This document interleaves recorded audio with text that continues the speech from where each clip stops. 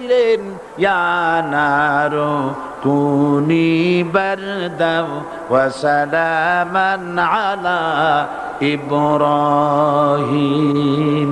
আগুন আমার ইব্রাহিমের জন্য শান্তিদায়ক, ঠান্ডা হয়ে যা। ইব্রাহিম আলাইহিস সালাম জ্বলছেন, পুড়ে গেছেন।